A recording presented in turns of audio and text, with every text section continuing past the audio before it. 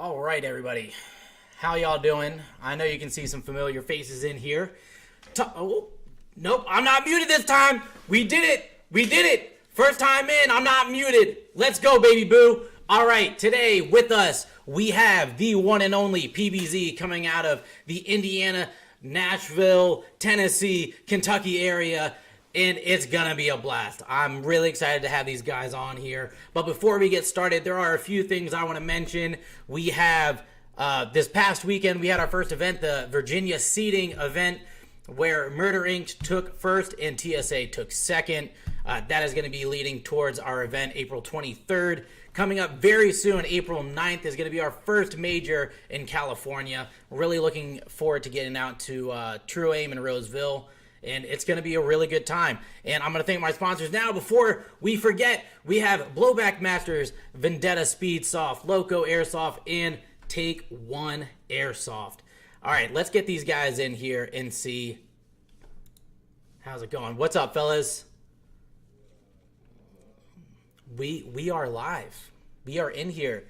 And I didn't mute myself this time. This has been a running joke, so thank you. Yeah, I was really, really proud of myself. I got a text from my wife, too. It was like, hey, don't mute yourself. So, yeah, I've already said it. Boys from PBZ are here. How y'all feeling, man? Yeah. Nah, honored? This man's got the coffee and chill and airsoft. And I have a mug, Steve. I have a mug.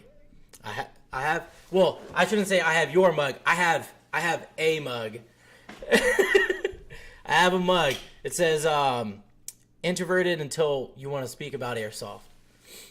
And it's perfect. It's perfect. I love using it in the morning. Either way, you know, if it's not me that's muted, it's y'all that's muted. So either way, we didn't introduce you guys, or you didn't introduce yourselves. Why don't you go ahead and tell us all about PBC and yourself?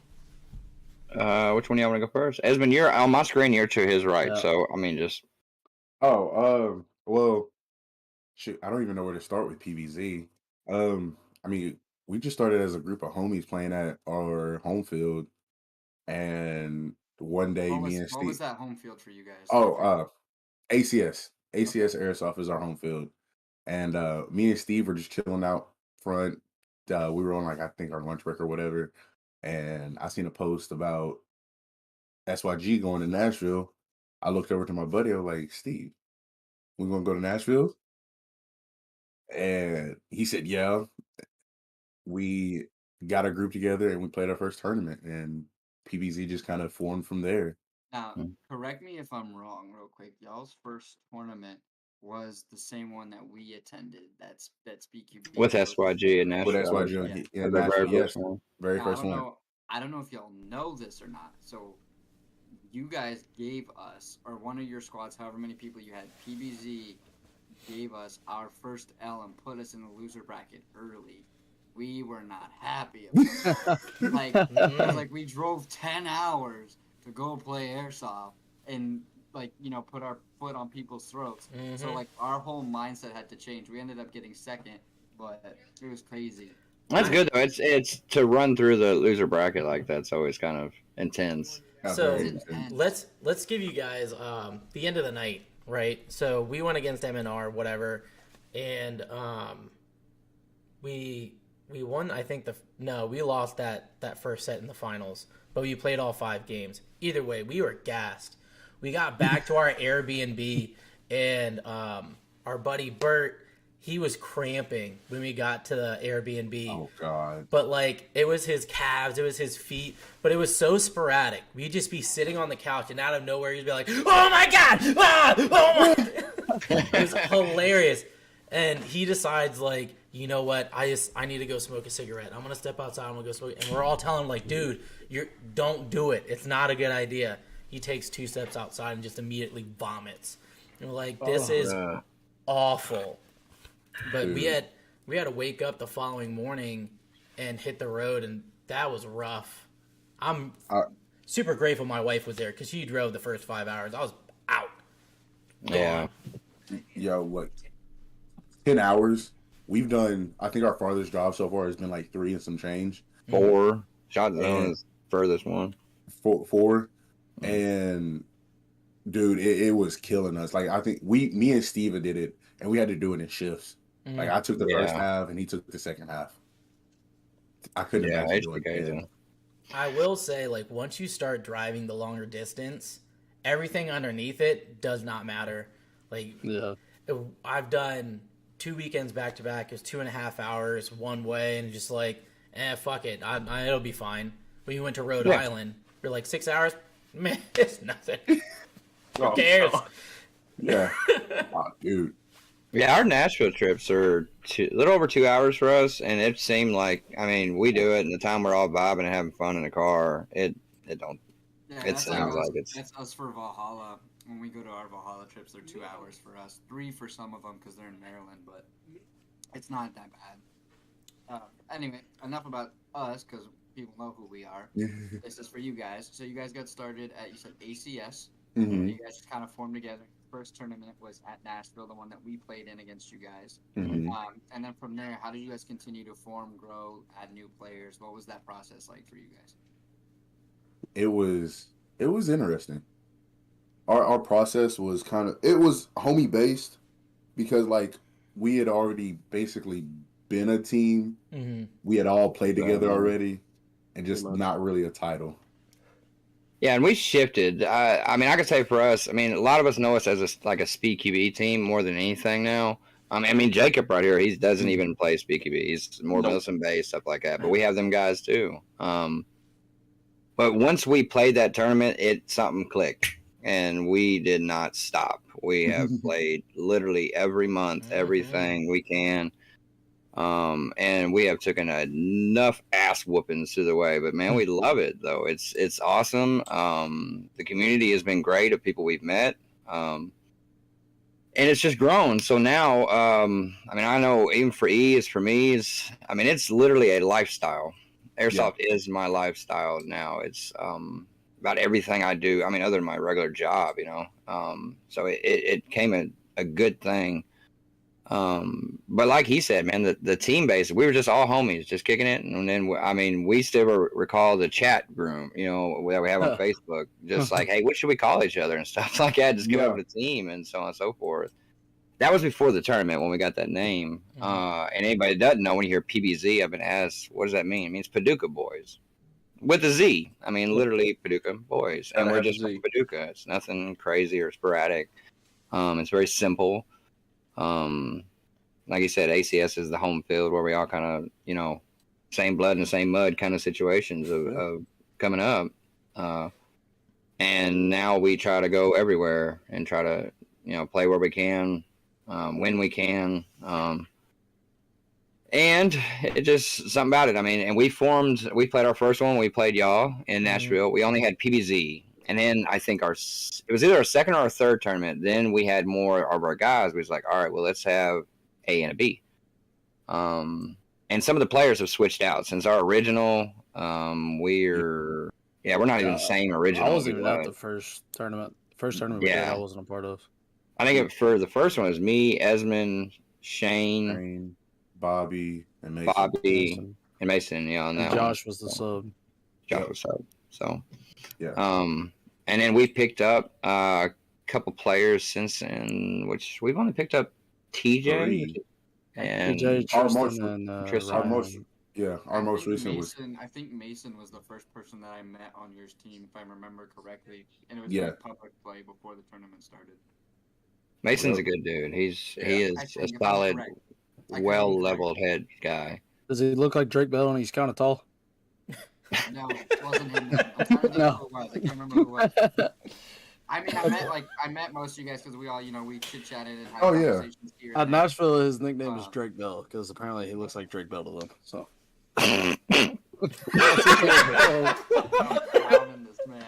That's what they call him. That's his nickname. Oh my god! I found that back when Drake Bell was like cool on Nickelodeon, but like now, it's like it's an insult. Oh yeah, that's probably an insult now.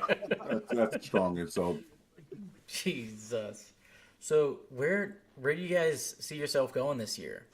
I'm sure you're gonna compete, but like What's the plan? Travel. Where are y'all going? Different states? I mean, what venue Oh. or fields where y'all going?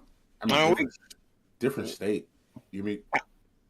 Like, what states y'all going to? Like, if you're like, we're from Virginia and Maryland. This year, we're going to California, Rhode Island, Maryland, Virginia, shoot, it'd be nice. Indiana. Mhm. So we have planned. I mean, we plan everything kind of. We don't have like a roster, or I don't want to say a roster, but like a schedule for calendar. the year or anything like that. But the next thing we're going to is in a couple weeks, be at SS. We're gonna go down there for that one. Yeah, Planned, god damn it. right? You not going? No. So. Oh man. Well, I won't be there. There's something that's being presented for me there, but yeah, I was talking. I didn't know. I was talking to Steve the other day, and he was like, "Yeah, I mean, you got to come down for the second." And I'm like, "There's no fucking way." Like literally the next, what is it, on Thursday? That following weekend. On Thursday, we get on our flight to Cali, and it's like, "There's no way I'm spending that much bread in a week." Like, you're out of your mind. But Whoa. Yeah, that's. yeah, it is. Yeah, we've talked about it going. I mean, we've had the idea of going to California a couple of times. We just haven't bid on it yet. I mean, it's a lot to do. Yeah. We Man, a lot of us figuring have. that out for sure as we're like planning and doing everything. We realized how much it actually is just to travel and go do that. And the only reason that our team, hopped on board and was like, yeah, we're going to Cali is because Keegan got an event out there thanks to True Aim. Shout out Gaber and True Aim. Gaber. They wanted to have him have an event out there. And so we're all like, and he told us, and we're like, yo, we're your boys. Like, yeah, let's go. And a lot of us have never been and wanted to go to California in general. And then on top of that, to do what we love and compete and play with guys who kind of, laid the foundation for our sport in a sense. Mhm. It's just like, yeah, let's go. Yeah, So I we mean, all decided to just jump on that bandwagon. Honestly, I probably would have never gone if it wasn't for Keegan having an event and going, unless we all just went as a team. I mean, I don't know about all that. Man. Oh. Might have gone by my Personally, damn by my- self, but By myself, I wouldn't have. I'd like to, but I wouldn't have. I mean, even if you guys can't get out to California, you should come to Virginia. I'm just saying. I'm not being partial or biased, but you know. But you should. Nah, man. But go ahead, Esmond. It seems like you got something to say. What you got? Oh no, I was just to say like I've been to Cali. It's just whenever I went during the middle of COVID, so all the fields were shut down. But like I got to visit, and I was just kind of like, I'll be back. I'll be back. I'll be back soon. Don't worry. Later. We need to. Nah, Virginia. Virginia wouldn't be a bad trip for us. It'd be our furthest trip so far, but it wouldn't be a bad trip. That'd be like what, like 6 hours for you guys? 8? I think- SS is 5, Yeah, so I think y'all literally we'd have to drive straight through Kentucky. At least 8, yeah. That'd be 8. Right, at least. That's, yeah, because we're on the peak of Kentucky on the other Yeah. side. And the field that you guys would be playing at is pretty much in the smack dab middle of Virginia, so it's like you're not going too far north. You're just going like Just straight through. Straight across, straight east. Yeah. Yeah. I don't know. I never looked that up yet, how long it would take. But I'm assuming 10 hours, 12 hours is what my guess would be. I mean, if y'all can swing it, y'all got a month to plan for the first one. Yeah, April 23rd. Just, put it on your calendar. No, but what I found kind of fun to watch is I'm new to the East Coast Speedsoft Facebook page, but just to see the development in the last couple months that I've been there, and then to watch you guys, not only the first event at Nashville, but then watching you guys play live at Shot Zone was it was fun to watch, because I remember playing against you guys vividly. I mean, I was furious afterwards, but that's neither here or there. But Not bad, man. nah, it's good. Honestly, it's fine. But yeah, y'all have definitely made some progress, and I'm super happy for you guys as a whole. Appreciate that. And we had talked about it. We had talked about it right before. But if y'all didn't know in the chat, these dudes just took second. So, or not second. You guys, Jesus, I apologize. They got the whole dub, not just half the dub. They got the whole dub. Hold up. So- We took second. But... Yeah, we took second. I'm getting my days mixed up.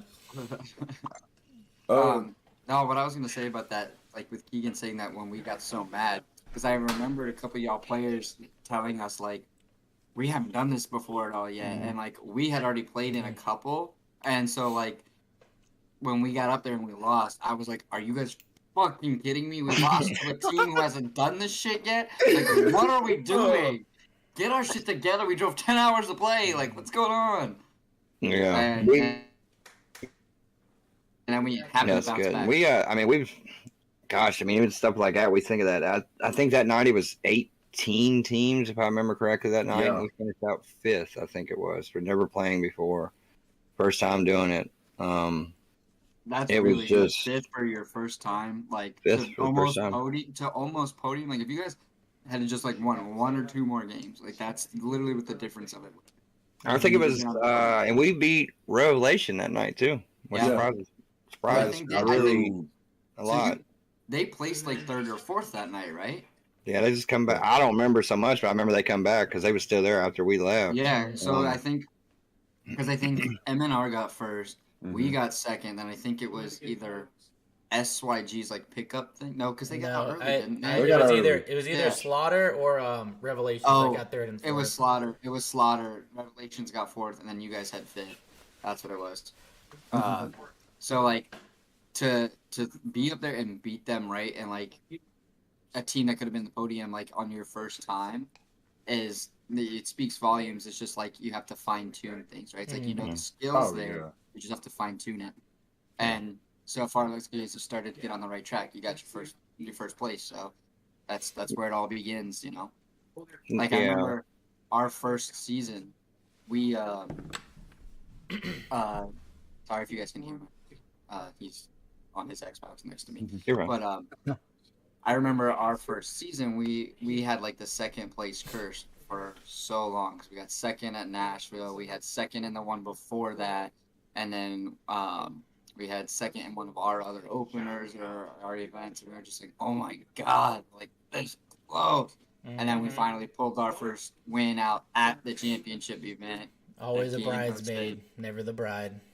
Yeah. God damn it. That's so fitting right there. That expression there. That makes so much sense. I know. Isn't that out of what is that? No, not 51st Dates. 21 Dresses? Yes, it is. 21 Dresses. Yeah. All right. I love that movie. I don't think I've ever seen it, but I love it now. Yeah, so you both knew the movie is kind of like really. I got you, man. I got you. Like, Same way it is. I can tell. We gonna be friends. Oh yeah. All right. Under the friendship right now. Exactly. All right. I didn't mean to get off track. No. If you're not quoting Mean Girls at least once in your life, we're not friends. Yeah, right. Wait, who is it on our team that hasn't seen it, Keegan? Wasn't it Carlos? It was Carlos, because he's hasn't uncultured. Seen Mean Girls. Yeah. See, look, I have to culture Steve all the time because he's like 900 years old and he misses like everything. Thank you. And so like, Thank you so much. like everything we say, he's just kind of like over here. Yeah, I understand. Nah, because y'all are just like a different breed. Y'all are a whole different generation, and I had to pick up on words until I started. Like I remember hearing, it might have been Jacob, or I don't think it was Jacob. It might have been one of the twins or Braden. I started hearing the word "bussin'," and I'm like, "What the hell is bussin'?" And no cap and things like this. I'm like, I'm a totally different breed of this isn't my lingo at all. And then the more I hung out with them, I started to say it. And I was like, man, I started to sound like a 20-year-old. Like, but to get on their, just be on their level with it. But man, they constantly hit me with the old stuff. Oh yeah, no, we constantly say he's 900 years old. It's never I'm 901. It's not 899. It's 900. Whenever I hang around Keegan likes to say homie a lot, like, homie just this, and I pick up on it and I bring it home. And then my brother and my mom always give me a hard time, like, why you keep saying homie? I'm like, I got into this flow from picking it up on him. Yeah, man. It's like all the old slang that I used to use back in middle school, like word or homie. Word. Homies, yeah. Or like what up my G, stuff like that. I'm nearly pasty white. I know it, but it sticks so hard. I don't know what it was about the 90s. It just, it's stuck. See, look, I'm the perfect breed. I'm a 2000 baby. So I get the 90s and the No, you don't get to. Oh, hold on. You don't get to pick the 90s up because you were born in. No, we're drawing the line. Yes, I get both. I was a youngin in the 90s. I was born in 88. That seems like forever ago. I'm only 33. That seems, when I say it, I'm like, it's 2022, and I'm like, I was born in 88. I'm like, it seems like the math isn't correct, but I'm 33. Yeah, no, you and Father Time shared a moment together, so we Steve, you need to start coming after these guys. I really do. Look, You can't fall apart. Look, let me just say something for you youngins, right? So Bert on our team is the oldest. He is also the 1v1 champion of the East Coast right now, so that should say something. He went up against a lot of young bloods and took home the dub. So don't sleep on the old guys. I better not. Yeah, damn right. I don't sleep on him. I just like getting up under his skin. Yeah, but like all you do when you do that is you just feel that mentality because they've been around the block, so they're like, all right. Yeah, See, I don't know if being around the block. Little kids. I feel like being around the block is a double-edged sword because like. At one sentence, you're saying like I got experience, but at the same time, you're saying I got experience. So like, you got experience, but like, how much experience have you experienced there, bud? When your resume is 10 pages long, working on the 11th. Yeah, right. God damn, man. Jesus, my soul hurts. Looking back, like, my resume is about 8 pages long. I need to slow down. No, for real. That's why I feel like every time I talk about airsoft, because I've been playing since I was freaking 12 years old and I'm 26 now, so it's like. Yeah, you're too young to be using back in my day. Yeah. God damn it. Whatever. Anyways, I want to pick your guys' brains because you guys have been able to talk to Demi. You've been able to talk to, I mean, obviously your own SpeedQB fellows out where you are, but I want to know what your different takes are on several different rules. I know you had mentioned before with like the round limit kind of messes with everybody, but then you have like for us, we only use gas mags. We don't use adapters. And one of the things Demi had brought up was like, well, if I'm using an adapter and I got M4 mags, it doesn't really matter what the limit is because I can just pass my mags. So do you think gas mags are the answer to that problem? Or just another problem?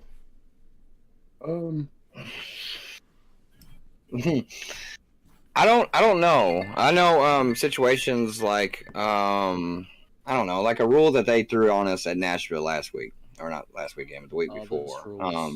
They said like, I mean, in between rounds you couldn't even grab more mags. You had to play all three with that. So it's just like a rule they just sprung on you real quick. So in a scenario, if you got green gas, it's mildly 50 degrees in the building. Green gas don't work all that great in colder weather. Now you've really just screwed that pistol player in a lot of ways. Not only can he not reload in between rounds, we have 60 seconds between each one of these. Normally we swap out. Now, granted, this isn't a written rule anywhere, but just like say a certain facility that is running a SpeedQB rules for the majority, but then throws a little oddball in there. It kind of, we thought for a second, was like, man, that's not good. We got to shoot a little bit slower. Now, it didn't affect a lot of us playing with M4s in much of a way. But I try to think of things like that. The 1,000-round limit thing. I don't like that to begin with. I don't like managing. Yeah. I think I was cool with it at first. Now it's kind of like, I don't know. Why are you telling us how much we can really bring? Exactly what you're just saying. When somebody can pass me a mag, well, technically I can run out my 4 and he can throw me one. Yep. Yeah. And now I'm at 5. I don't know. I mean, things like the feathering of the trigger and stuff. I'm both sides. I think one way is kind of like, well, how are you to tell me how to operate the gun if I'm still shooting a target? Whether how fast I do it or how I do it, and then some of me's like, all right, well, we don't want the entire back lines fighting each other the entire time. Nobody's pushing, nobody's doing anything. It's just, anchors and home fighting anchors and home until you. Yeah, I think the feathering was a good change just because, I mean, at Nashville, you would literally just have all 3 backline players just sitting there feathering the whole time. You couldn't even move, really. Yeah. See, what I liked, I personally, I'm with you guys. I don't like the round limit. But we started enforcing a mag limit as a whole. There's no regulation. By class. Yeah, there's no regulation on what size magazine. So if you wanted to run 5 EPM ones, run 5 EP ones. And you can also change out the mags in between rounds. That sucks that happened at Nashville because that's not a lot to be working with in the first place. But it eliminates. Especially in the championship game, if you have 5 rounds and only 1,000 BBs, that's like not even one EPM one a game. Exactly. It's way hard. But I think one EPM game. I do think having the mag war round limit kind of forces you to not just lane the entire game. It doesn't turn into paintball per se, you know? Yeah, I like there being some limit on that way. So like Keegan said, say it's just not that back wall just laning the entire time. Now, as far as like Steve's point, taking away like feathering and whatnot, I think that's kind of silly.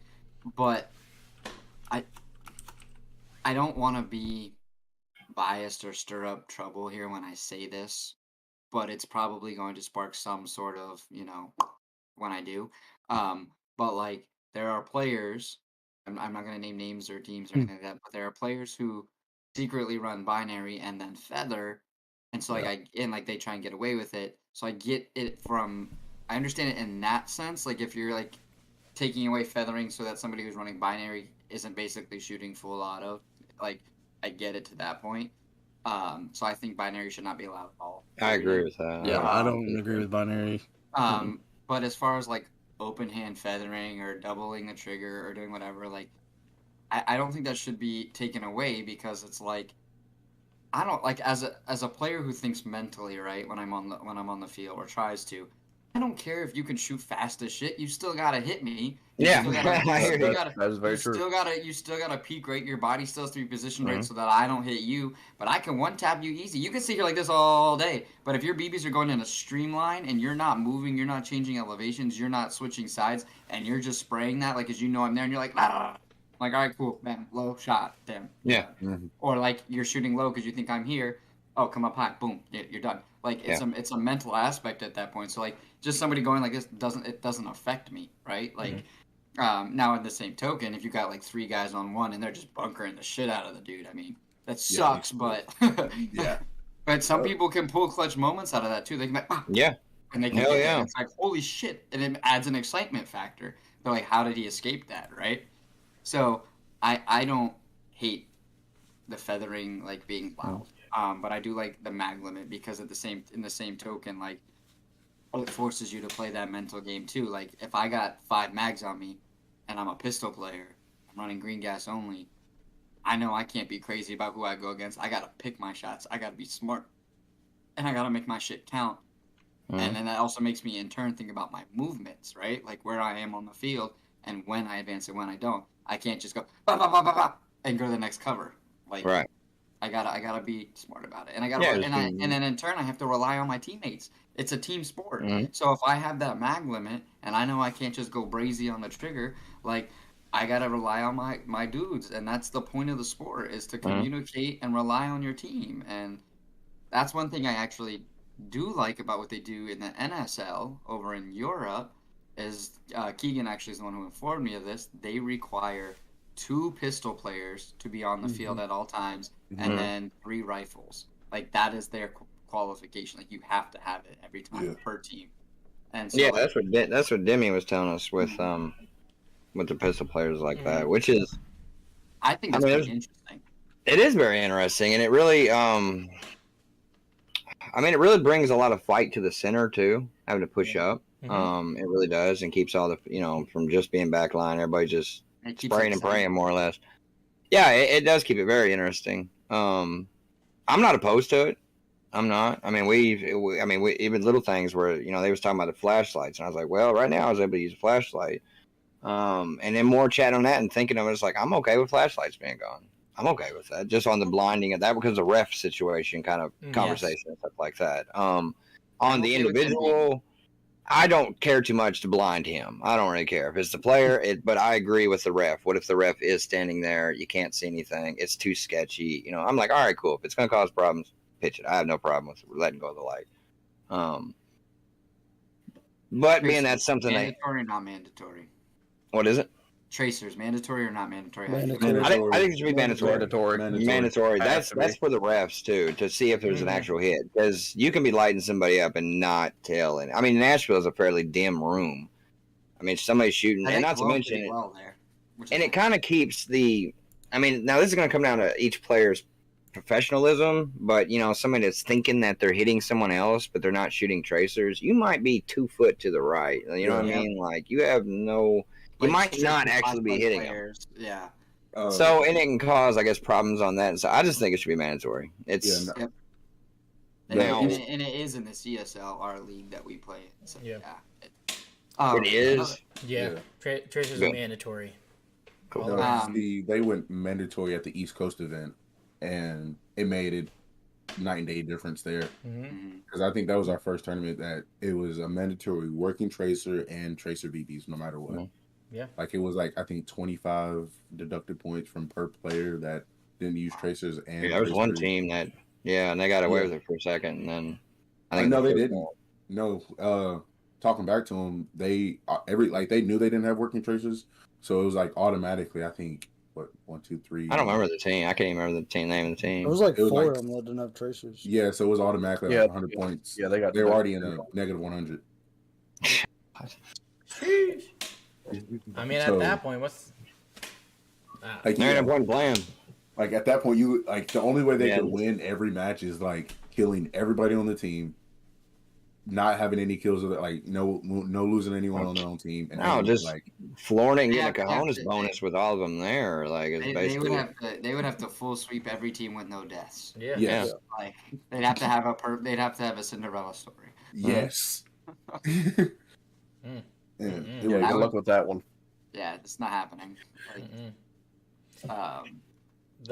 The one thing that I wish would be seen more here in the U.S. is, I think they actually did it when we were there at Nashville. Was pulling players for no hits, and it's not.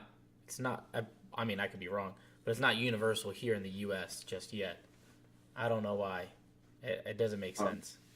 You talk about the pull in a player for the unintentional no call, or even the intentional call. You talk about either actually way, pulling yeah, them Either and way. just take their points. like I think they should be pulled. Yeah. Yeah. Yeah. that's I mean, what straight I'm up. Pulled and points taken away, I think. Mm-hmm. Yeah. saying. Yeah. So you guys are saying like if you pull that player, that team loses all points for that round. No. No, just no, the no, points no. from- Yeah, they lose. I mean, points. 25 per unintentional no call. Or... Yeah, the unintentional. Intentional, especially to the dye mask, I think should hold. I think should be an automatic I think DQ. If you get Yeah, shot it's in the face and you don't call it, I think you should be Thank you. automatically disqualified. Now this is kind of a controversial one for me. Being hit in the GoPro. Hit and no hit. I took GoPro shots Hey, too. look, It's look, like- I'll say this. I've taken my GoPro off, so Yeah. That's it. I think it should be. I- You can't I'm get not- hit in the yeah. GoPro if you don't got it on. exactly. Yeah, I exactly. agree. pretty it's much. just like wearing a beanie. If your beanie's poking up, Yep. mean, I think you just have the beanie sometimes shot. though on a Go, I think that's a really good gray area though, because I mean the hitting of it. I got pulled for a GoPro hit before, and I didn't hear it. Apparently the ref seen it, heard it, or whatever. I didn't hear it, and I even have a waterproof case on mine, so it's Yeah. tinks. There's been times I've heard it, and I'm like, son of a bitch, like it hit. And you go like, Um, I'm glad I had that case. Yeah, no kidding. But I don't know if to count that as an intentional, no call like at I think that. it I should be an understand the dye unintentional mask. no call. I don't think it should be an intentional no call. This is my take on it, right? And a lot of people have put it this way for me. They've been like, it's part of your body, it's part of your gear, it counts. I'm like, okay, looking at it that way makes sense. But for me, it's like we're literally not wearing it for anything other than just footage purposes. So it's like we're not wearing it as a piece of our gear to help our performance or to Right. enhance our performance. So it's like, if anything, it actually negates your performance because if you have the waterproof cases like Steve and I do, and you do a head peak, you can feel that weight shift Mhm. Yeah. from it, so Easily. it makes your head peak slower. And on top of that, like if you're sitting like this, like and you're waiting, your GoPro's sticking out. Nothing Yeah. about you is out, but your GoPro. And I don't think in that like type of sense, if somebody's like, his GoPro, it's like That's so whack, bro. Like, cause you're not even actually hitting me. You're hitting an extension off of me. You know. I can see that. Yeah. Then I would kind that's of think of hitting something like somebody. a gun hit. That's like hitting somebody's hose, right? Like their hose to their line. Like, you know, like. Yeah, it's kind of questionable now. And then what's your thoughts on the gun hit? Because then that would kind of reflect. I don't think a gun hit should. That sounds controversial to him. I don't think they should count either because like. Just because some people play with such, and it's all personal choice. Mm-hmm. So people play with longer guns or shorter guns, and so sometimes those longer guns stick out just a little bit so that they can get up on that corner or that bunker. And I mean, at the end of the day, that's their own downfall because that's their own choice. But I don't think it being shot should count as a unless they're like this and like if somebody comes up and it's like 3 across the body and it's on the gun, they're like, no, that was my gun, bro. Like, no, like that's different. But if the gun's like sticking out and it's like and you're like that's all you can see and you're shooting the like barrel. Yeah, and catch the tracer or the handguard or something like. I don't think that. Yeah, I think it's kind of lame to throw it in there. So I could almost see that kind of like the same thing. If you don't count my gun, why are you going to count my GoPro? I guess that could be an argument for it. I mean, dump pouches. We've got. There's a lot of us that just like over dump pouches and stuff like that because hanging at a Dorito, your dump pouch can just sit there and dangle. So we hear that sound. Do you know what it sounds like when it hits it? That funk.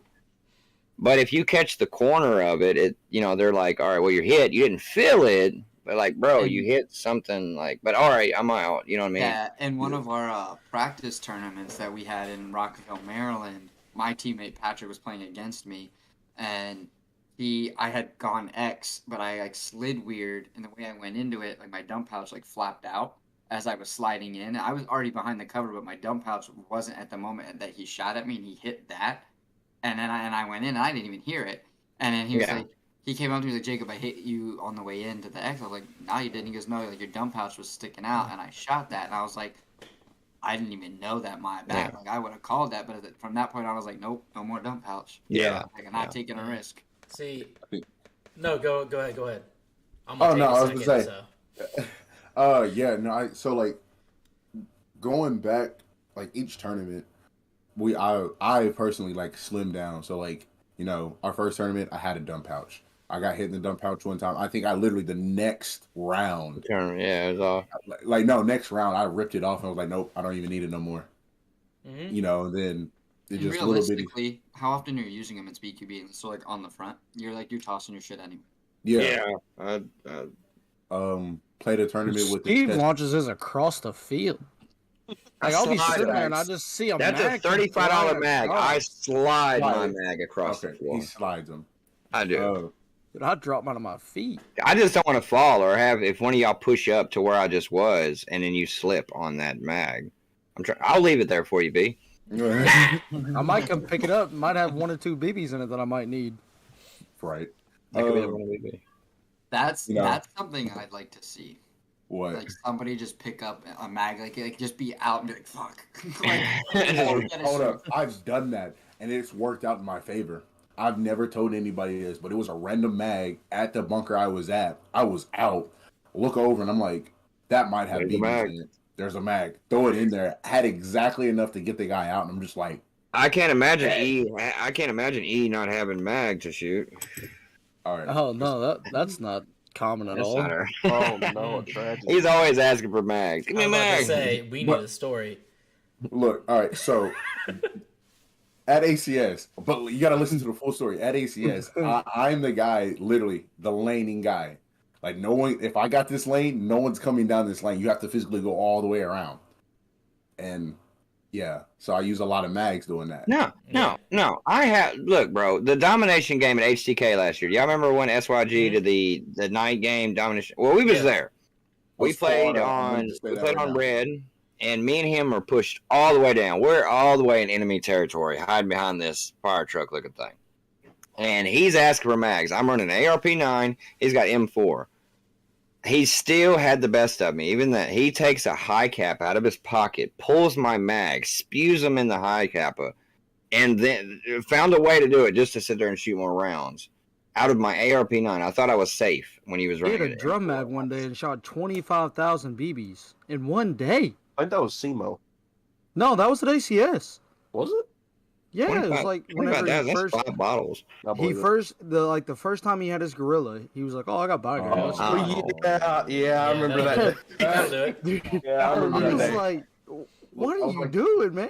I was I like said, a I kid. got that thing on me. I was like a kid in the candy shop. Dude, binary with HB8, broken. Because I had ARP9, the G&G drum mag with me. I'm just sitting here, pulling the trigger, rolling, pulling the trigger. And like throughout, like at the end of the day, I'm just kind of like, oh, this is empty. Everybody's sitting there looking at me like, I wonder why. Yeah. On We my won the play objectives, carrier, didn't we?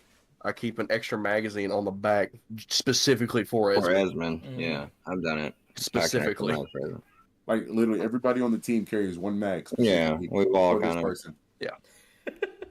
outdoor play, not SpeedQB. You're out of luck. Yeah. But you never hear them complaining, I need help over here. Because as soon as they say that, the guy's gone like 5 seconds later. Dude, I think even SpeedQB, I've had to toss him 2 mags before. I don't think I have. I might I have. don't use many mags. I use like maybe 1 mag a game. I don't shoot that much. Oh nah. Well, look, If they I'm complain now. Oh, sorry. Go ahead. no, you're good. If I'm playing in the back line, my role's changing now. But if I'm playing in the back line, I'm going through hella mags. Not like Yeah, I that. don't play it. Not I like don't that. play backline. I'm not that bad. I'll go through and 2 mags in a round. It's like, all right, I need to pick up my shit and go. But god damn, that's a lot. Yeah. But look, you never hear them complaining while I'm sitting there collecting bodies and we're collecting dubs. So, putting that I out mean, there. That's it's like the whole time it's just my wallet just. yeah, the wallet. That's You know what I'm exactly. saying? That's all I hear.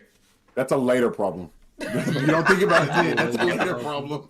See, I don't ever play on the back, but we did on some of like the practice runs and stuff I did, and I didn't even find myself still shooting that much because like I'm just not used to having to lane to keep somebody down. I'm still like, I'll just wait for him to peek, then I'll pick my shot. Yeah, right? that's And what then, I like, was doing somebody- Saturday. Yeah, and then somebody comes around, I'm like, oh no, never mind, and then I go back Steve down. had to use a pistol Saturday, so I ended up playing one of the anchors at HCK. Dude, I was so I lost at loved it. first.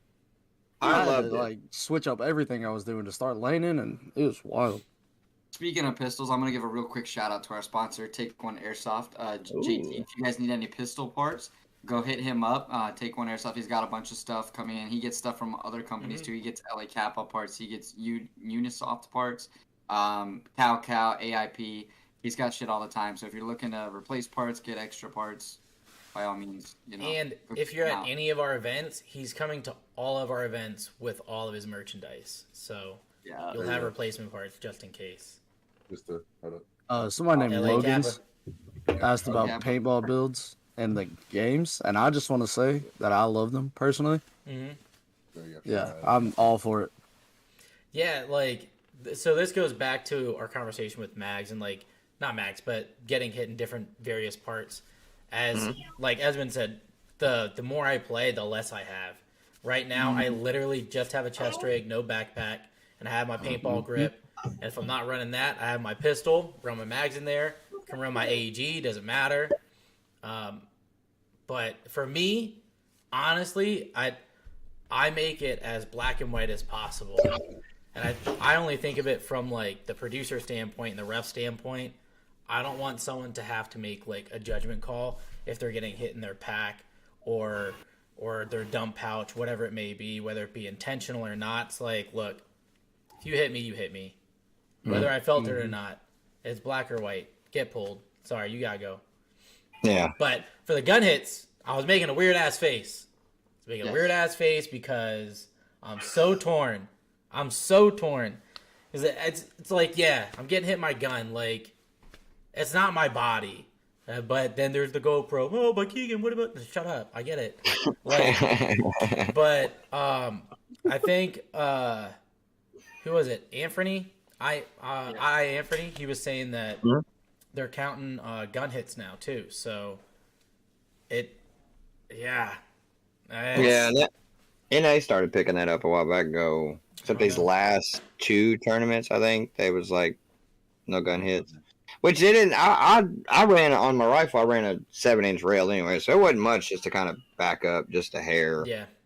But some of the guys, I mean, we do see 10-inch, 12-inch rails on some. I mean, a 6'3" guy, Esmond over here could run a 12-inch rail. Like he could if he wanted to. I can't do that. It used to be me. Mm-mm. I can't do Hey, it. I gotta have a one, story. Patrick too. Yeah, Pat. He runs along. Us 6 foot guys, it's possible. I choose not to. Like I said, every tournament I learn more playing and about myself. As you Like should. I- That's what a good player does. Like I think. All right, so I used to run a chest rig. I used to be just like you, running chest rig. I had my mags up front, had my gun, hose, everything. And then a lot of situations happened at the East Coast event. Like they were saying I got hit in the chest rig. I had my mags there. I had my backpack on, and it was just kind of like there was a lot of back and forth situations. Yeah. And so I was just kind of like, I want to kill this. And then it literally, as soon as I was deciding to make a change, the Euro grips came out. And as soon as the Euro grips came out, I was like, I could switch from a chest rig to a belt, have all this exposed now. So if I do get hit, I'm going to know it. Yeah. I'm going to know it 100%. Yeah. So that came out. And then just, like you said, little bitty stuff. You learn, you get, like you said, as a good player, any part of any team, you learn as you go. That's how you evolve and become a better player. Mm-hmm. You don't stick with the same game plan and hope for something different. That's right. Yeah. Speaking of talking about like gear and that, do you guys feel there should be like some sort of like regulation or rule on like what you can or can't wear? Because like I know there's some people who come and play in Milsim gear because that's what they own, that's what they're comfortable in. But like from like a quote unquote cheating, like unintentionally standpoint, sometimes they don't feel or hear it because it is on a plate carrier or not necessarily a chest rig. Those are tinier, but like full blown plate carrier or vest. Like, do you guys feel those should be negated, allowed? I don't. And it's hard to regulate. That's why I asked. I wouldn't want to be unwelcoming to a guy that, say Nashville. There's a lot of Milsom guys out there. They do come. I'm like, I wouldn't want to be like, hey, bro, you're not in the right attire. You know what I mean? I'm like, no, man, just play. I would count that more as like, all right, well, watch for the refs. Let the refs watch. That would be something we have to give to them. Let them do their job kind of thing and just let the man play. Because next thing you know, he may show up next month and a whole different, Yeah, I don't really think you should manage like what people wear, especially like gear, because I mean they might not be able to afford other stuff. Hey, man. I mean, we don't want to gatekeep the sport either. You know what I mean? I mean, it's just not welcoming it and not wanting it to expand. But rolls back to what we're saying. You are going to learn as you go things you're going to want to use different. Say your piece. Do it. I'm 100% what they said. Like, I don't want to negate anybody, but I do feel like some of the gear that, and I'm gonna just, since y'all said it, Milsimers have, it can be, how do I say this, downscaled to where it's not so much, and it's beneficial on both sides. And I want, you got Milsim guys who have like this rut pack that's a 2 feet back behind them, then their regular own gear, and then like the clothes they wear up under it. They like, I know plenty of Milsimers who have like 3 or 4 different bags they use for airsoft alone. Yeah. And some of them are smaller and bigger. I would say you don't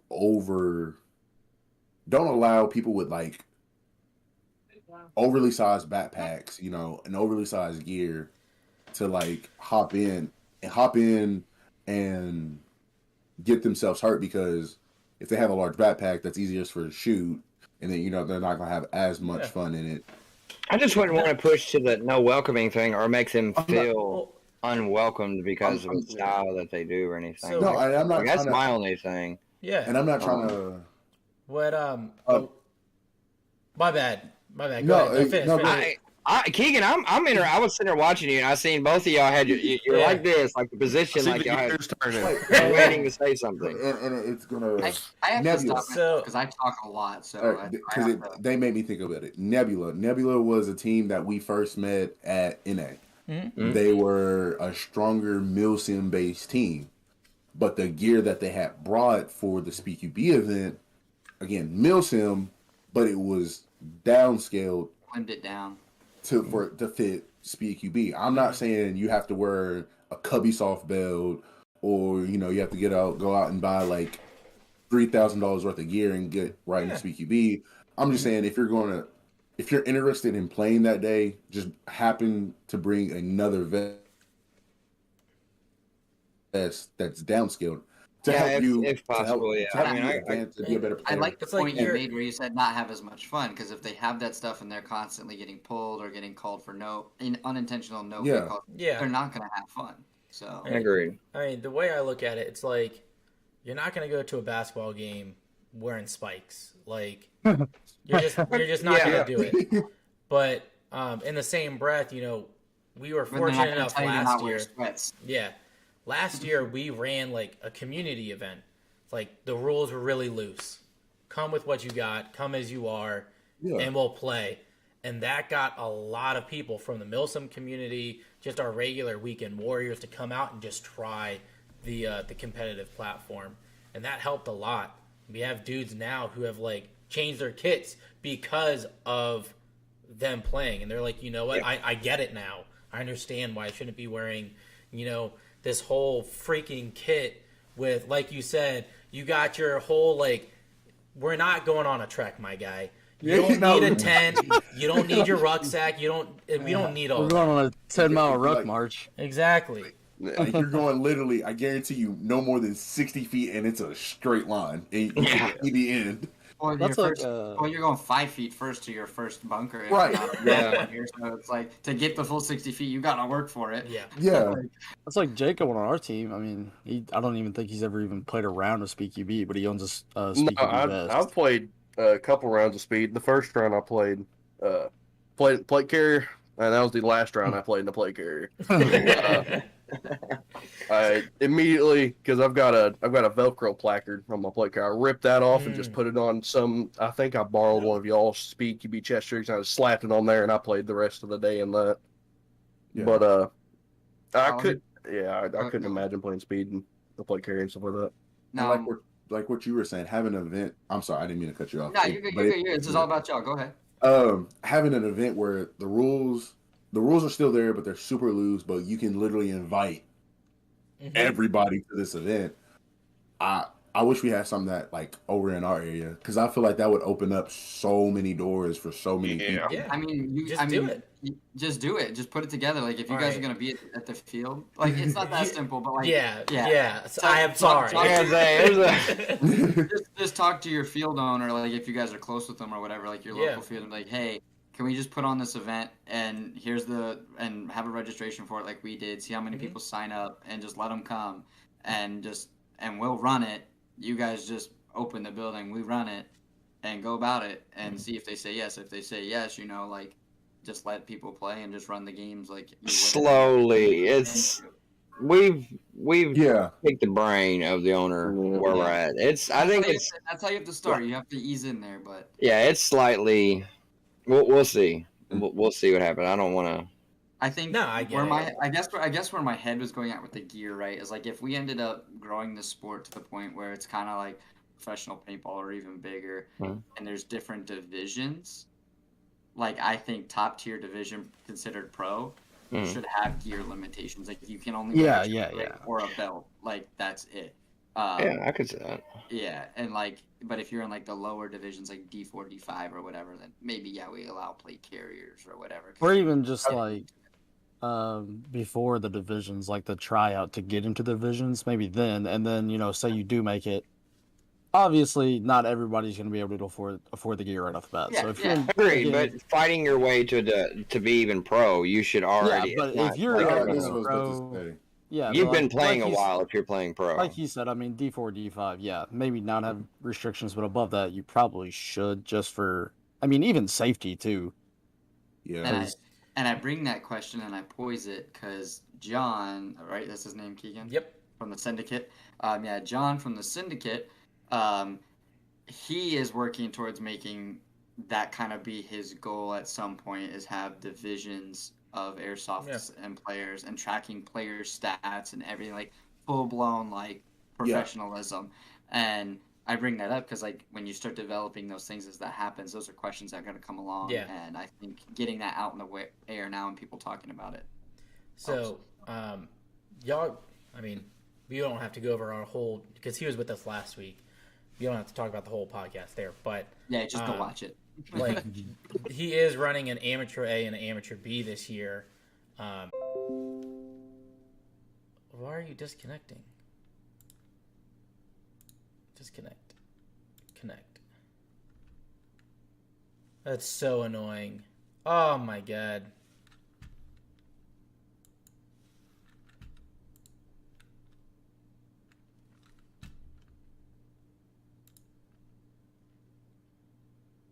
Come on, man. What the fuck? That's annoying.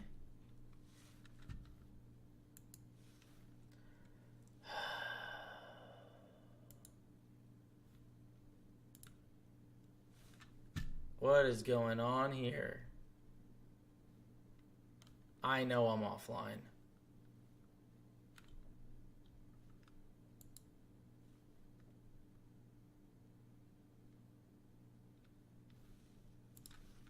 What's going on, dude?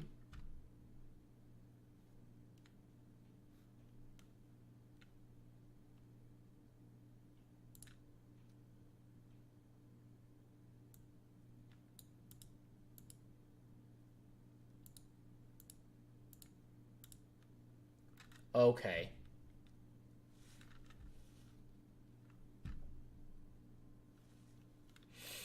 Demi on before, and we had that conversation. Was talking about not taking any chance Yes, because you- you're not just playing Yeah, you, you're got playing as a screen team. captured.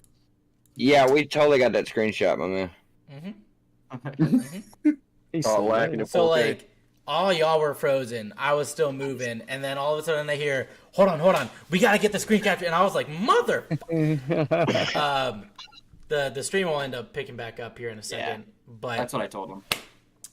anyways, where were we, friends? We were just polishing off the division and the gear.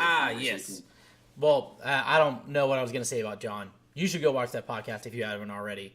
But I do want to pose a question to you that I've been toying with the last couple weeks. So, don't do that. Look, because if you've been toying with it, that means it's going to be stuck between us for like months. So, I don't know if you guys are gamers or not, but there's a game called League of Legends, and the way they run their pro stuff is Yeah. like if you're the last person in the pro league, you get booted out, and then someone else can come in. Yeah. So, the way I think a pro division should be is you have to maintain X amount of points in order to stay in the pro division.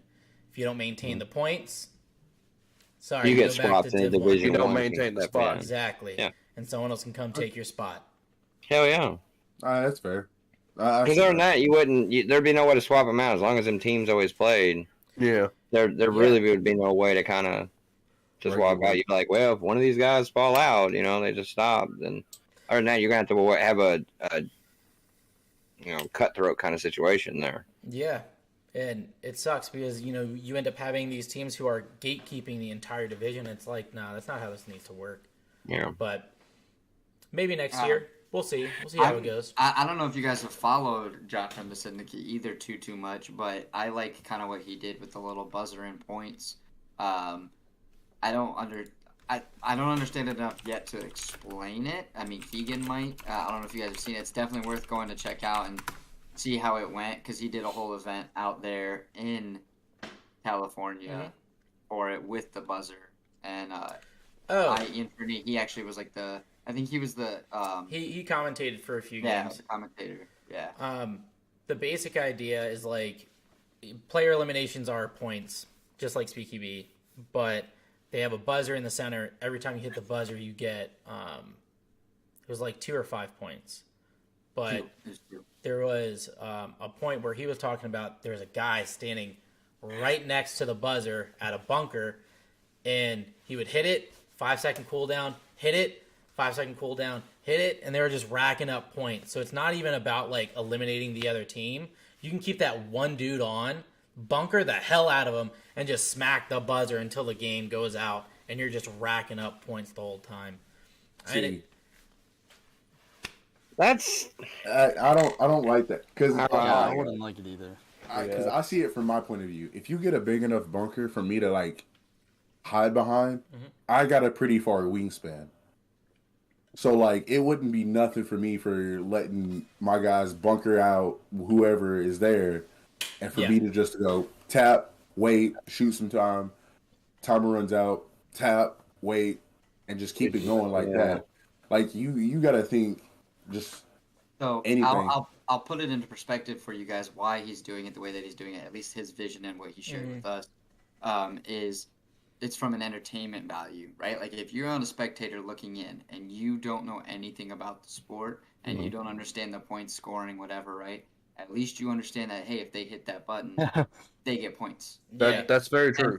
And then it's in the middle of the field, like it's at the 50, whether it's on the 50 left, 50 right, or dead center, however they set it up. It's at the 50, so it's fair game for either team, and it creates more action around one spot. So like the cameras can focus there, because one thing he shared with us about paintball is when they would have people trying to film it, even on the professional level, it was very hard to follow the action because there's so much action happening at different points that if the action has a focal point, you know where to look. Have you guys ever been to a paintball event before? Yes. No. all right. Nope. So I got to go to an NXL event last year, and my God, if we can get to that level, give you an idea. I was talking to one of the representatives at Die because he had a booth, right? I was like, hey man, y'all ever come out to smaller events, whatever? And he was like, yeah, we come out to smaller events. Typically they have 50 teams, and I'm like, yeah, smaller events, 50 teams. Yeah.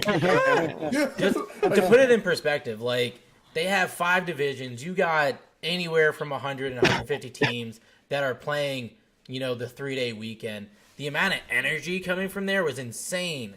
And then to watch the pro field, they had like the whole crane operator with the camera on the end of it. Yeah. They had the whole like eye in the sky going around. Oh, it was fucking crazy.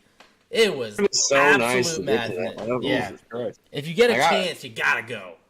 Man, that would because just going to Nashville, we pass up the Nissan Stadium, and we've said it about every time. Just like, man, I would be the shit to play right out there, and just have spectators and stuff. Just the exactly what you just talked about, just the energy, just the the noise, the roar of that kind of situation would just be very intense. Or think about it in the opposite sense, right? Like if the crowd has to be quiet because they can't give any verbal cues, the amount of intensity, like of just everybody just being like, yeah. Just And then jetting you up, see you gotta the- wait till they touch that You flag. see the one dude running down the Dorito, just pop, pop, pop, pop, pop, pop, pop, and everybody's like, ah! It's fucking, it's so dude. much fun. Oh my God. but yeah, like that's why he's trying to work in it from that way, right? Producer, like entertainment value. How can we bring the attention to the people into a way that they understand? That's kind of his. Yeah, I agree. Make it more simple because hell, it's hard to keep up with points, even as playing out there. Just like there's too much going on. Like I'll find out in a second. Right now, get him and get that and get there. Yep. I like the simplicity of it a lot better if you could rack it down because I said it's just hard to kind of keep up with points. He grabbed a flag, now he's shot. He's this guy's dead. Now he dropped 2. It's like points are. Or like think about it like in this sense too. Like if you're a cameraman, right? Or even if you have multiple cameramen, if you got an intense battle going on in the snake, but then next thing you know, some guy's running down D side, and you're like, oh shit, now you got to go over here. Like it makes that really really hard to follow. Yeah, you're absolutely right. I mean, because that's like almost the same. I'm not saying the exact same, but think about it in football. You got the quarterback. It looks like he's about to make a monstrous throw across the field, right? But then he immediately hands it off to his running back. The camera guy. Oh shit. Oh yeah. The camera guy has to go from here, like, oh shoot, he's about to throw it here. Wait, no, he's not. The only benefit that they have though is they have multiple. They can switch that camera angle. So I feel like as the sport grows, as time goes on, camera angles and camera ideas and placements are going to slowly pick up to where like you're like, okay, if we want to get a better view of this, we got to put a camera here, here, and here. Like I would personally want to see a complete God's eye view of snake. So That'd be you're looking sweet. straight down, and now you can see all of Let snake. me write this down. God's Like Actually, you can see, go ahead. Go ahead. you can see. But all yeah, of straight snake. down viewpoint, like a 2D. I don't want And y'all then- watching me. I'll get nervous. But Check that out. but it also helps a viewer point of view. Like you can see all of Snake, and I can see guy he was in Snake 1. Now he's moved up to Snake 2. Guy from the other end is still Snake 1. He doesn't know he's there, and like you can also see him, the Snake player, if he wants to peek over, lean over, or shoot outside of Snake across bunker. Then you can switch camera. Like it just gives that right there. Gives you the opportunity to see exactly where the Snake player is looking, and that could change the viewer points. Yeah. Right there. I'm not even Well, that lying. takes a lot. I mean, never generally, thought about that viewpoint either. That would be a dope view. Like it that right there, just simply that adding that view right there changes so much because there's a lot that happens in Snake that people do not realize. Like there's so much that happens in Snake that people don't realize. I didn't realize it for the longest time until I was covering Mason in Snake, and I was just seeing so much movement that he was doing. I'm like, how are you not seeing There's this? a lot, yeah, to there's it. a lot going on right now. We get down and dirty in the Snake. And then not so much the exact overview over X, but like somewhere over X to where you can see anybody coming to grab the flag in X position. I like the camera that Real Strike does. They have one right in the middle, but it's kind of like far back and up, so you can see when they both slot in. Yes, that'd be perfect. But then on the other side of the camera, you can't see anything really. So if someone goes around to the other side, you're kind of lost at what they're doing. now it's only hypothetical. I mean, it's very possible, but it's very technical at the moment. But I mean, I'm sure y'all watch the KWA fight nights. Yep. Pre-recorded. But it looks as if you hear the commentator, he's running, Yeah. but then they'll use the GoPro footage, and it's almost like it was clicking back and forth. They're talking, you see him run by, and then now you see his first person view. That would be awesome. That would be a situation where everybody had to run a camera. Now, granted, I get it. That's kind of goes back to other things, but that would be cool to see a first person's view. Well, I mean, at a fight night event, it's a lot Yeah, easier to regulate a GoPro as well because you have so many refs watching one person. Oh, I agree there. I'm just saying, as in camera angles and stuff, I think it would be kind of interesting when somebody. I mean, it's like first person shooter kind of situation. You put yourself in the view. I just know. I just know. Jacob knows. I've vented to him On cameras. So last year, we ran a pilot for the fight night on the East Coast called the Gauntlet, and we're doing it again this year. But it's so difficult. It's so difficult. There were a lot of circumstances that ended up being against you that weren't supposed to play out the way that they did. So there is a lot to manage. I mean, I had a GoPro for each player, and then I think I had 2 or 3 GoPros on the field, and then I was somewhere up above with the camera, and then to try and we had layout issues too. It's so much to manage. It is so much to manage, but when you have a team, like they had a large team getting everything done, you can really get that view. Yourself. Yeah, that sucks. I don't ever want to do that shit again. But Yeah, I heard somebody say that one of their cameras costs like $20,000, just one of them. Yeah, the one with the guy that's like when he's following the players, like those cameras. Yeah, if you can like drop $20,000 for one camera, then it's going to be a well-run event, Yeah, I know. It's expected to be top tier.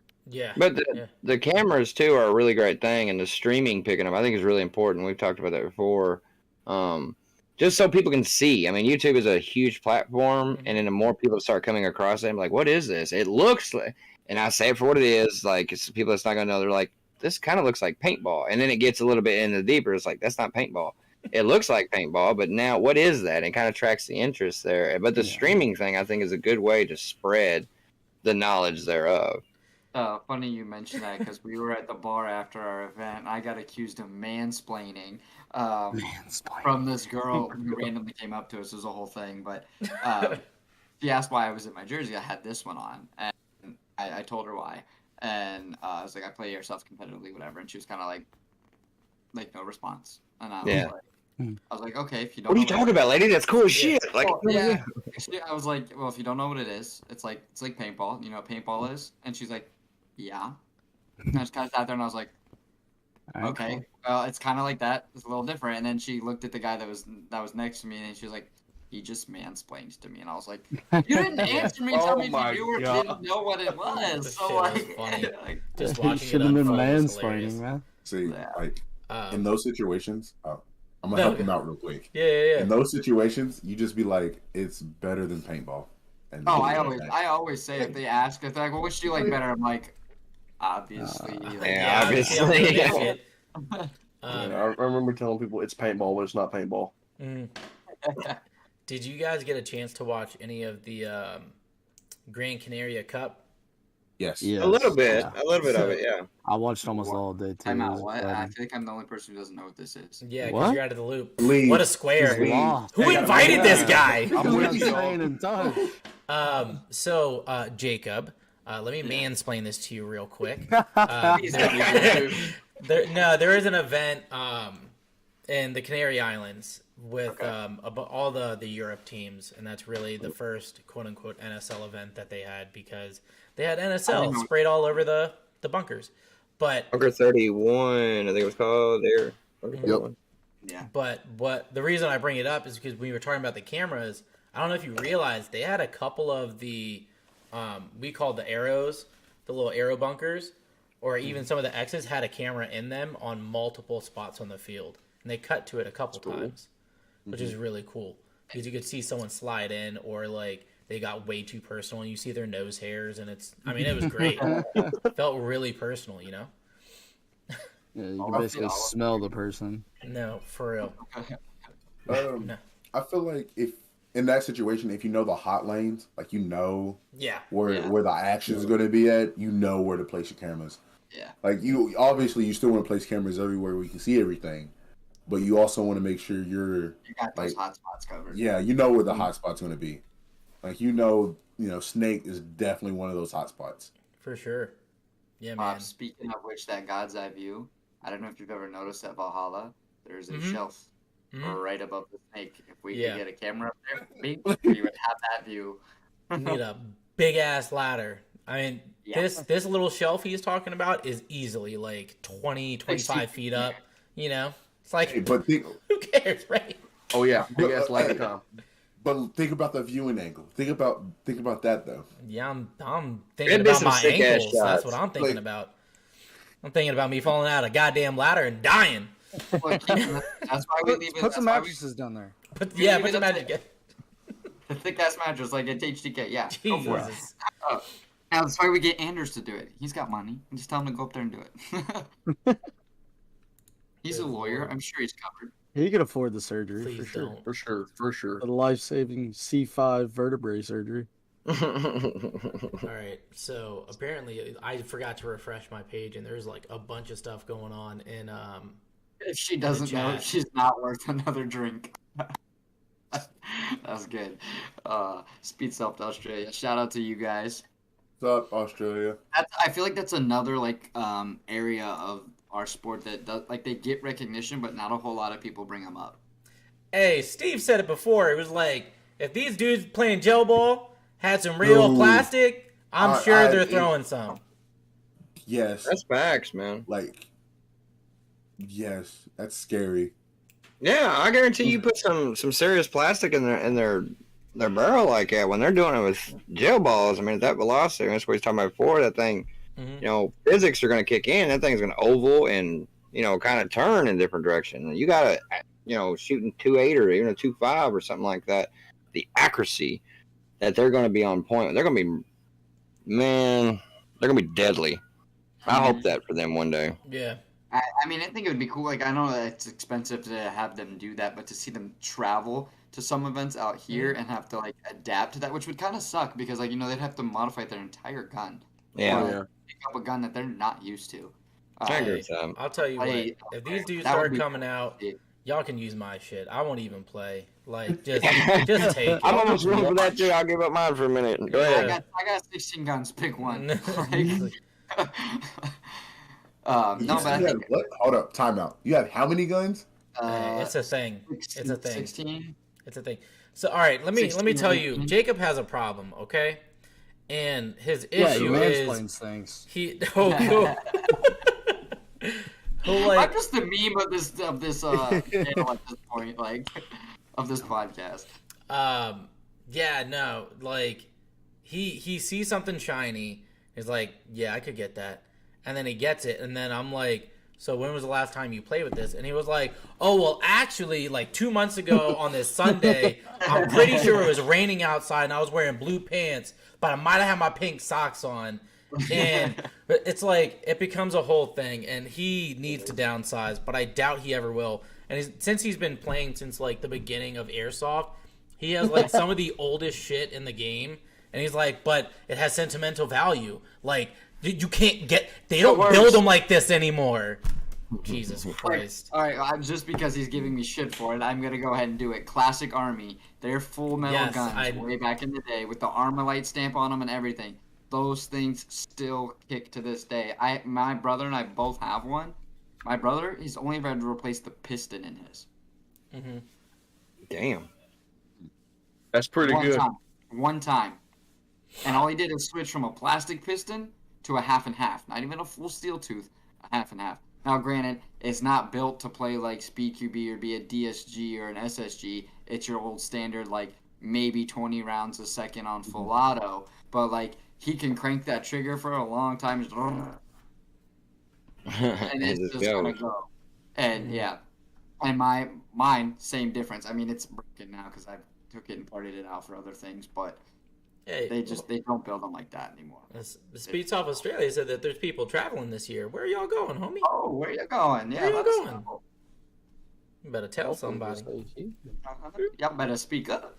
Hey, super shout out to him, man. Like, Mark is a good dude. Like, he has done a lot for them down there. I had the privilege of having him on my podcast a couple weeks ago. Mhm. That dude he's amazing. It is amazing for what he has done down there. Mark and Bert, like Bert out in the NSL too, both of them, man, like putting together what they've done so far is just amazing. Yeah, true. All right. Yeah. Well, that's another. I'm adding another gun to my collection. I'm building like an airsoft marker, a little paintball style build. That's my next build. So it'll be like gun number I mean, 7. they're worth it until they break. Shush. Sorry, I'm not Don't bitter. speak that magic over here. I'm not bitter. Harrison broke his monk Saturday. He slid in somewhere. Hey. The bottom of the grip broke. No, Harrison built different. Homie playing in a tank top, like Yeah, Yeah. hold on. When we played at Nashville, he literally had just his chest rig, no fucking shirt, and his fucking leggings. Like, I'm pretty sure he's actually insane. I'm think- just saying, my boy Keegan- Imagine pioneered that. Hey, come on now. when he was Hold when up he now. was in Nashville, I think he was in his equestrian pants. yeah, Yes. yeah. Yeah, he was shirtless and in the equestrian pants, playing, speaking like, bro, you built different stuff. Yeah, Harrison is the real life Superman. Yeah, no, that's what I'm saying. Right We there. come to call him He really Superman is. at this point. No, He not is. even for the. He is a fucking great dude. Like, he really Their is. whole family is. I mean, super- they are some of the coolest people I've ever met, man. They are so cool, especially Predator. That dude Hey, is. look, hey, big shout out to Hey. Caleb. Oh my No. god, Hey, Big Shout out to shout Caleb. man, He's he been is helping me out, too. he is great. But that team alone is. a lot of that they are- camera work and production. That's like, Yes. Yeah, he's damn good at it. Yeah, super shout out to him. they're gonna tell us they're leaving it a surprise if they're traveling. They just hit us with the. And yeah. I don't Wow. know what you eyeing. You need to be eyeing my DMs so I can start. We need to make plans. Like, if you're traveling, we want to meet y'all somewhere. Nah, for real. Hey, Keegan, one thing I noticed that and this is completely off topic, that we haven't done, I don't think, on any of our podcasts, just because it's in our team name, is shout out Troy and True Stars. Yeah. We don't do that enough. We definitely should do that a little more. Nah, for real. So, buddy I went to That's high the whole school. reason it started, too. Yeah. Buddy I went to high school with, he started a clothing company called True Stars. And I don't know, I just really liked it. I liked the name. And I was like, yo, Troy, what if I made an airsoft team off your brand? And he was like, yeah, sure. So, like, Now we have shirts and beanies and shorts and all this other shit. But I mean, it's not like it says Airsoft on it or anything, but it's his brand. Either way, he's a true homie. He's helped us out a lot. And if you guys like that streetwear kind of clothing, like if you're into that type of thing, like Steve, I see you got the matching like brim of your hat to your clothes. So like I know how That was pure coincidence today, though. I swear. I've seen you match before. I noticed it after a while. Though I was like, I had 2 hoodies on. I was like, that worked out perfect today. So for those of you who like that like streetwear kind of clothing, he's got some dope stuff too. So definitely go check out his website if you get a chance to. There's this pink and black jumpsuit, since I'm the guy that's known for wearing like pink and black out here, that I want to get, and I actually want to play Airsoft in like when I play Rec Play. See, I'm vibing with him. Like I'm completely with the whole pink and black thing. I'm with you, man. I wish we would have went with pink for our jersey. I would have been totally down with it. Mostly black, with some pink in there. I'd have been. My life consists of black, white, gray. There you go. And Thank you very much. That's my closet right now. I mean, look at me. I have. Hello. No. I am monochromatic.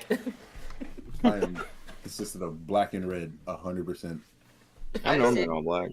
See, red growing up, my entire life has been my favorite color, and then, but the black and red like scheme in Airsoft is just so overplayed. It is. I want something different, and then. You hear that, Esmond? It's overplayed. It still looks dope. Don't get me wrong. I love it. I got my fair share of black and red stuff too. I'm not gonna bash you. I'm with you. Big Mac. I'll bash him for you. But no, like so. The reason I went with pink and black as my colorway at one point is the guy who actually taught me how to play Airsoft growing up. He had a team that had this like faded pink, and they were called Team Fadeaway. So when I put my just Rec Play club team of my friends together, we ended up bright ass pink shirts. Yeah, to pay homage to him, because he actually taught all of us how to play. So very clean. I like it. What are you running? I like it out of mine. N7? Yeah, F2 with a max. Steve, what do you run? Polar Star? I have a Jack with a retro. I have an ESG as well. G&G, ESG. So right. With the Jack in it. Would you guys get an F2 over a Jack? Yes. Yeah. He's the only one. Oh, look, he's the only one. Only one. This chat's gonna split 3 and 3 because I'm with Steve. Yeah, me too. The Jack does everything. I mean, I think the only benefit is just a hint if you have the Gorilla with the F2. Other than that, take a Jack. Plug and play, my man. And they're fun. See, Short barrel burns the air, so. See, I was gonna for my paintball build, I have an FE already, and I was gonna take it out and make that my paintball build. But like, I'm also been contemplating just dropping the bread for a Jack and making that my engine. Look, I'm not shitting on Jack for a tournament gun. It does definitely, like speed wise, it definitely keeps up. He's waiting. Just keep going. He was waiting for the butt. Like, I'm not gonna shit on him, but No, like, I'm not gonna shit on him. I'm gonna shit on him. Like, I feel like there's too many. What, F2s? Yeah, because there is. Everyone has an F2, just like everyone has a Jack. Hey, screw Like, the Jack, get a red line with me. See, Hey, I'm not knocking that because Pops runs a red line, and he Red line goes hard. Get the N7. Oh, yeah. And they love them. Yeah, sound yeah, like a nail gun. they're good engines. Yeah, the sound of it I've alone heard is that just comparison before. it's killing. I was, speaking of engines, I was kind of disappointed in the Kythera, but at the same time, it does exactly what it was designed to do. Yeah. I thought it was gonna. Like when they announced it, the way they like kind of presented it, I thought it was gonna get a little bit more of a speedy performance out of it, but mechanical. No. And then I'd rather use a Springer. We had two people. We had two Dang. people around here who got Kytheras, took their Jack out of their gun, and I was like, I don't know what you think you're doing, but stop it. Like, get some help. Come on. I'd rather use a Springer. Yeah. At least I know the none of the set screws in the Springer are gonna fall out on me at any given time. Jesus. I will shit on them. Speaking of Springers, and back to my gun collection, one of my longest owned guns, aside from the classic Army gun that I was telling y'all about, is my UTG spring shotgun. I've had that bitch for years. True. And it has yet to break. Those things are just built to last. Hey, And what it's all about Nerf plastic. though? Nerf or nothing, bro. Hey, Yo, get at me. All right, Hey, I remember being Would like, y'all play a 5v5? with a Nerf gun? Yeah. Yeah. Just a 1 day Nerf. Let's go. All right, no, because I'm not gonna lie. I have a 7-year-old brother, so like a lot of the times I'm just kind of looking up Nerf guns because he gets Nerf guns Yeah. all the time for his birthday. I have 3 kids, and I will light them up. And Yeah, damn right. Balls. No, Like, like, I would do video the where balls. dude like ran into the room in full kit with the Nerf guns and shot his kids in the face. Yeah. I would shoot all 3 of my Have you kids. seen the They'll- dude? they'll- There's a they can guy. take it. They'll live. There's a guy that got a fucking thunder bee, threw it in the room with his kids, and came around just pop, pop, pop, pop, pop. It was fucking hilarious. wow. Oh my god. there was a video that went viral on, I think it was like on TikTok and Twitter is where I saw it, but it was like this little girl running with her Nerf gun, and the dad comes in the doorway, and you just see it, and like they slowed it down. It's just like, and he's just Yeah, like, you see them going by. Yeah, he's yeah. like, "Boom, boom," and it's like, No, Those videos are so good. Terminator shotgun with the lever action. I seen a Nerf gun, and it actually loads extra shells. So as soon as you discharge the first one, you reload the next one, and it's just straight to pulling. I've low key been looking at getting it. Yo, I think what would be a great introduction to BQB for young kids is 5v5 Nerf. That would be. Hey. I will say, Shot Zone does 5v5. Well, should do 5v5 with gel balls. They have gel balls there. That's It's a good almost way as to do it's the same setup. I'm assuming they got in Australia, gel gun, and just run it like that. Dude, when you So- get shot by those things, it They feels like hurt. you're getting pinched. Yeah, they're not Yeah. like And they there hurt. ain't nothing to slack on. Those things kind of hurt. Like like I you ever like been it. popped with a rubber band? Yeah, Yeah, there you go. I like it. I So they like actually it. kind of slap a little bit. Okay. Yeah. Oh yeah. I No, mean, they're Yeah, like you could tell if you get shot. no. Yeah. So I'm only curious what they got souped up in Australia if we just got like the toy versions over here. Yeah. Oh my god. They probably, I mean, they shoot the same, their guns in Australia, or not guns, excuse me, because they're not allowed to have guns in Australia. They're blasters. Their gel blasters shoot the same FPS that our airsoft rifles do. Exactly. Dude, I Yeah. can't imagine what that would feel like. Holy. I I mean, don't want to. I imagine that's like the equivalent of paintball for airsoft is the gel blasters because they break Oh on it. god. So it's got to be. I don't know if y'all saw what just went in the chat. Speedsoft Australia said you can HPA Nerf. You Oh can't. my god. I don't even want Yeah. to know, bro. Yeah, because they release those CO2 blasters, don't they? Jeez. Oh yeah, I forgot Think about about it that. like this. Think about this. A jack or like an engine, right? It's just air. So you set it in the right way for like the mag-fed Nerf guns. It's just No. Yeah, but it, like even bringing your barrel out just a little bit extra, pop that Nerf bullet on there and just pull it. It would shoot it. It naturally Yeah. would. because I used to make airsoft guns or Nerf guns into airsoft guns. I would stick the Nerf bullet, like the old ones, in the tube, and then the 6mm barrel like this, right down the Nerf thing, and then just old school musket load it with a piece of tissue in front of it. Pop, pull the trigger. Oh, that's pretty cool. Airsoft gun. That's how we That's got away with wild. airsoft in our house as a kid. It was just musket loads, pink. Jesus. All right. Give me like 2 minutes as I reload.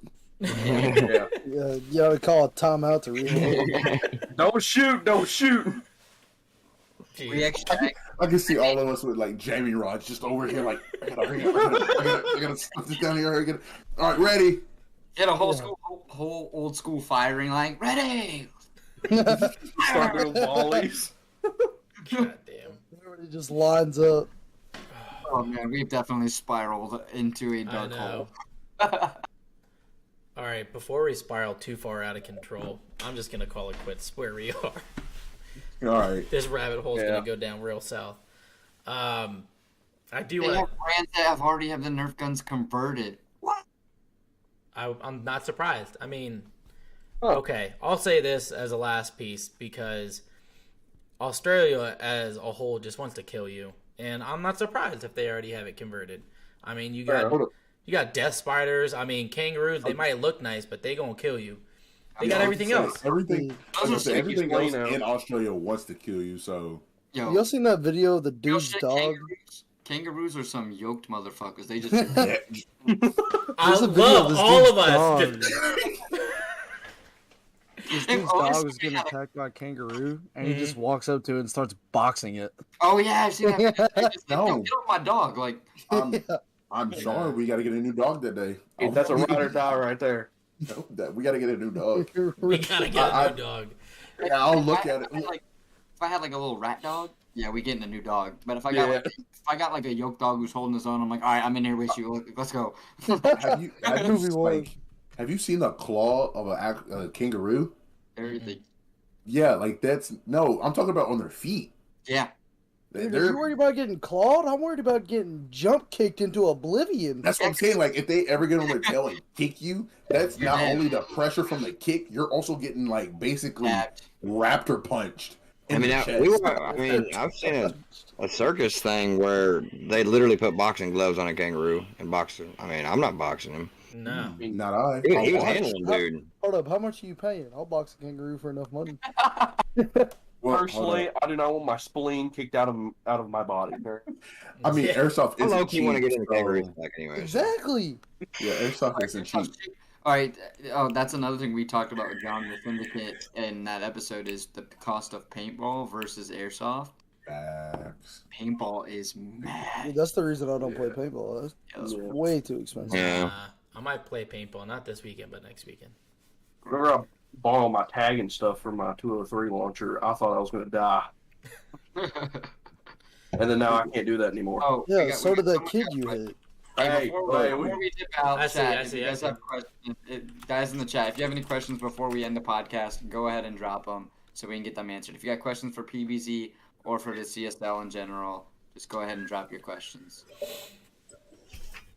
But I will say this before we get the question. Dude, like a box of paint is like what, $80? Yeah. Yeah. Yeah, it depends on And what that's not kind of even paint. If, and I was saying that's not even the good paint. no, Yeah, it cheap, depends. cheap paint is like $50. Good paint's like $100.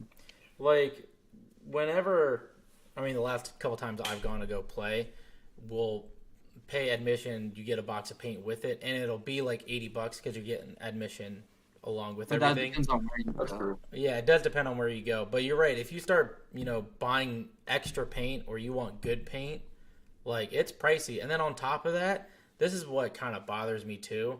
Not all markers can pay or shoot tournament paint. Because tournament paint, if you didn't know, the shell is thinner. So, Oh, so it's, So it's it would just Pop it. explode in there. yeah, no matter what it's hitting, it's gonna fucking pop. But Maybe it's that swapping stuff all is day. expensive, and you have to have, the $1,000, $1,200 marker in order to shoot that paint. It's unreal. Like, I know the And marker not I have, popping I when can't they're shoot. out, yeah. It's rough. It's rough. Okay, so that makes sense. That's why guys have like 7 markers, and I'm just kind of like that's a lot of money sitting right there, and you play with one at a time. Yeah. But I can't say that about airsoft as well. But that's a different subject. I mean, I yeah, can't and you got some people that have 16 guns for no fucking reason, but I'm not- currently That's crazy, He could man. sell his collection and buy us a field. I'm currently No, at my 3. worth that much because it's all just mediocre shit. It's not like it's like all high end stuff. But Dude, half of it's almost older than I am. yeah. That's got to be worth a lot to a collector. Oh, for But sure. but you know how small of a niche an airsoft collector Yeah, is. that- Like, let's that's be real. Yeah, that's very true. Like, Other than you, I